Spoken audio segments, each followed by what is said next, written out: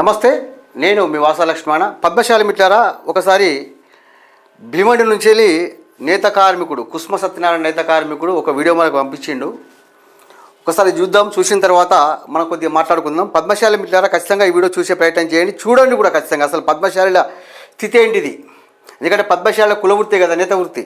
ఆ భీమండి నుంచి వెళ్ళి కుస్మ సత్యనారాయణ నేత కార్మికుడు అన్నగారు ఒక వీడియో పంపించిండు. ఒకసారి ఆ వీడియో చూడండి మిత్రులారా, అక్కడ పరిస్థితి ఏంటి.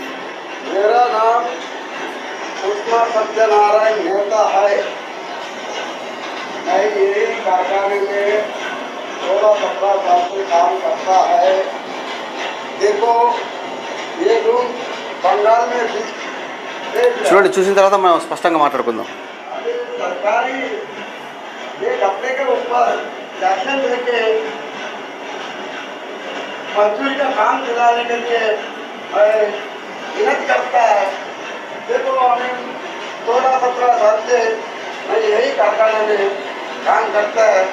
आज ये लोग बंगाल में भेजेगा तो ఇక్కడ భివండి నుంచి వెళ్ళి నేత కార్మికుడు కుస్మ సత్యనారాయణ నేత కార్మికుడు అక్కడ ఏం మాట్లాడుతూ హిందీలో మాట్లాడండి.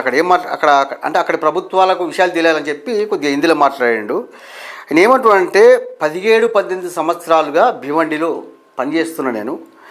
అక్కడ నేసిన బట్టకు గిట్టుబాటు ధర లేకపోవడమా, లేకుంటే అక్కడ ప్రభుత్వాలు వివక్ష చూపడమా, ఏదో ఒకటి మొత్తం మీదైతే ఆ వ్యవస్థను మూసివేసి ఆ సాంచలను పవర్ రూమ్స్ను అంటే చెత్త సామాన్లు అమ్ముతున్నారు, అమ్మే పరిస్థితి వచ్చేసింది. రేపు నా జీవన స్థితి ఎట్లా గడుస్తుంది, రోజు రోటి రేపటి నా బతికేంది అనేటువంటి ఒక ఆవేదన వ్యక్తం చేస్తున్నాడు కుస్మ నేత కార్మికుడు. ఒకసారి కుస్మ సత్యనారాయణ గారితో మాట్లాడిన తర్వాత మనం ఖచ్చితంగా మాట్లాడుకుందాం. పద్మశాలి మిత్రులారా, కొద్దిగా ఖచ్చితంగా ఈ వీడియో చూడండి. పద్మశాలి సమాజంపై ఏ విధంగా రాజకీయాలు కక్ష కడుతున్నాయి.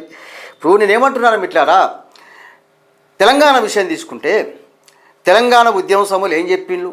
తెలంగాణ వస్తే దుబాయ్, బొంబాయి, భీమండి ఇట్లా వలస జీవితాలు ఆగిపోతాయి, అందరు బతుకులు బాగుపడతాయని చెప్పి ఉద్యమ సమయంలో కల్వకుంట్ల చంద్రశేఖరరావు గారు చెప్పారు, గత ముఖ్యమంత్రి గారు.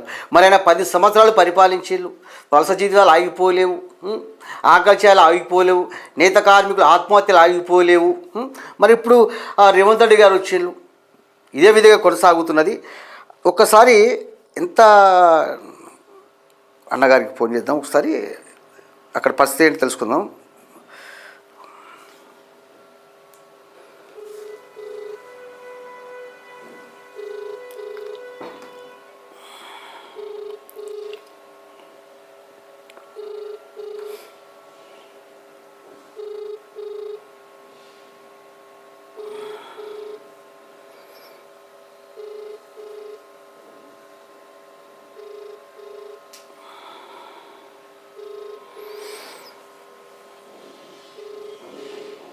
చిల కుస్మ సత్యనారాయణ గారు అక్కడ సాంచెల్ల పని మీద ఉన్నారు కావచ్చు, ఇలా లిఫ్ట్ చేస్తలేదు. నేనేమంటున్నా అంటే పద్మశాలి మిత్రులారా, పద్మశాలీలు ఖచ్చితంగా వినండి. ఎందుకంటే నేత పరిశ్రమ అనేది పద్మశాలిల కులవృత్తి. మరి నేత కార్మికుల జీవితాలు ఇదే విధంగా గడిచిపోవాల్సిందేనా? వీరి బతుకులు బాగు చేసేది ఎవరు? ఒక్కసారి పద్మశాలి మిత్రులందరూ కూడా వినాలి. ఎందుకంటే ఏ ప్రభుత్వం వచ్చినా సరే, అది ఏ పార్టీ అయినా కానీ, ఏ ప్రభుత్వమైనా కానివ్వండి, అటు తెలంగాణ తీసుకుందాం, ఒకటి ఆంధ్రప్రదేశ్ తీసుకుందాం, ఏ ప్రభుత్వం వచ్చినా సరే నేత ఒకసారి కుస్మ సత్యనారాయణతో మాట్లాడదాం. హలో అన్నగారు, నమస్తే. నేను లైవ్లో ఉన్నా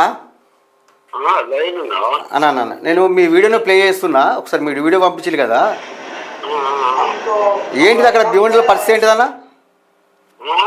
భీవండిలో పరిస్థితి ఏంటిదన్నా? భీవండిలో ఇదే గట్టినే ఉంటుంది అన్న. అది మొత్తం ఇక అంతా ఇదైపోయింది. మందం ఉన్నదని అంటుర్రు, బంద్ పెడుతుర్రు.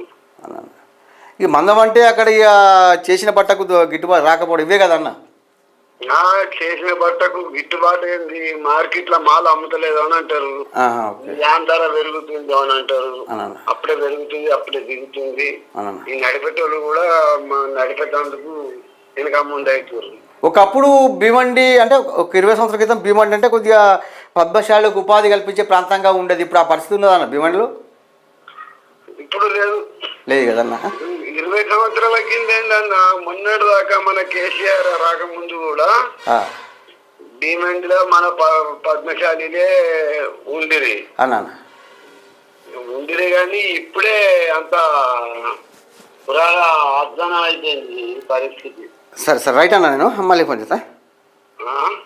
రైట్ అన్నా, ఇది పరిస్థితి మిత్రులారా. నేనేమంటున్నా అంటే పద్మశాలిల కుల వృత్తి నేత వృత్తి గతంలో భీవండి కానివ్వండి, బొంబాయి కానివ్వండి, ఇప్పుడు ముంబైగా పిలిచే బాంబాయి కానివ్వండి, సోలాపూర్ కానివ్వండి, గుజరాత్ కానీ, అహ్మదాబాదు పలు ప్రాంతాలకు ఉభయ రాష్ట్రాల 2 తెలుగు రాష్ట్రాల పద్మశాల కుల వృత్తి నేత వృత్తిగా వచ్చి ఆ ప్రాంతాలకు వెళ్ళి సాంచి నడిపి కుటుంబాన్ని పోషించుకునేవారు.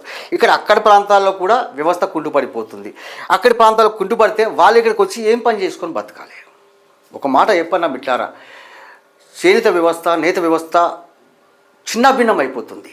ఈ రాజకీయాలు కేవలం పద్మశాల ఓట్ల కోసమే, ఓట్ల రాజకీయం చేస్తూ నేత పరిశ్రమ చిన్నభిన్నం చేస్తున్నాయి. కానీ వారికి జీవనోపాధి మెరుగుపరచాలి, వారికి జీవితాలు బాగుపరచాలని ఆలోచన ఏ రాజకీయ పార్టీలో ఏ ప్రభుత్వంలో రావడం లేదు. మరి ఈ నేత కార్మికుల బతుకులు బాగుపడాలంటే ఏం చేయాలి అనేది పద్మశాలి ఆలోచించాలి. ఈ నేత కార్మికుల బతుకులు బాగుపరిచేది కేసీఆర్ వల్ల కేసీఆర్ బాగుపరచాడు, రేవంత్ రెడ్డి బాగుపరచాడు, అక్కడ ఆంధ్రప్రదేశ్లో చంద్రబాబు నాయుడు బాగుపరచారు, లోకేష్ గారు బాగుపరచారు, పవన్ కళ్యాణ్ గారు బాగుపరచారు.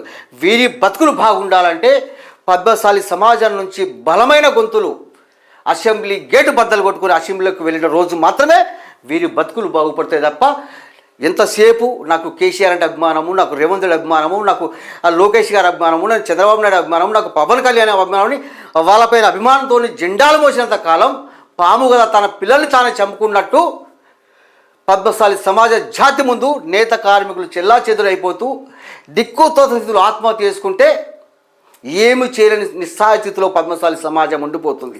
కాబట్టి ఓ పద్మశాలి మిట్లారా, ఒక పద్మశాలి బిడ్డగా చెబుతున్నా నేను, గ్రహించండి. ఇకైనా మార్పు రావాలి. పద్మశాలి సోదరులారా, ఖచ్చితంగా చెప్తున్నా. ఇంత జనాభా ఉండి, ఇంత ఓటు బ్యాంక్ ఉండి, ఇంత సమాజానికి ఇంత నష్టం జరుగుతుంటే మనం నిస్సహాయ స్థితిలో మనం నిశ్శబ్దంగా ఉండిపోతున్నాం. ఇలా పద్మశాలి సమాజం నిశ్శబ్దమైతే నీ కారణము. కాబట్టి పద్మశాలి మిట్లారా, ఖచ్చితంగా రాబోయే అసెంబ్లీ ఎన్నికలలో పద్మశాలి సమాజంలోని బలమైన గొంతులు అసెంబ్లీ గేటు బద్దలు కొట్టుకుని పోయిన రోజు మాత్రమే నేత కార్మికుల బతుకులు బాగుపడతాం మిట్లారా. ఎంతసేపు వానికి వీనికి జిందాబాద్ కొట్టినంత కాలం నేత కార్మికుల బతుకులు బాగుపడడం కాదు కదా, యావత్ పద్మశాలి సమాజం ఉనికి కూడా కోల్పోయే ప్రమాదం ఉంది. ఇది ఒక పద్మశాలి బిడ్డగా చెప్తున్నా. జై పద్మశాలి.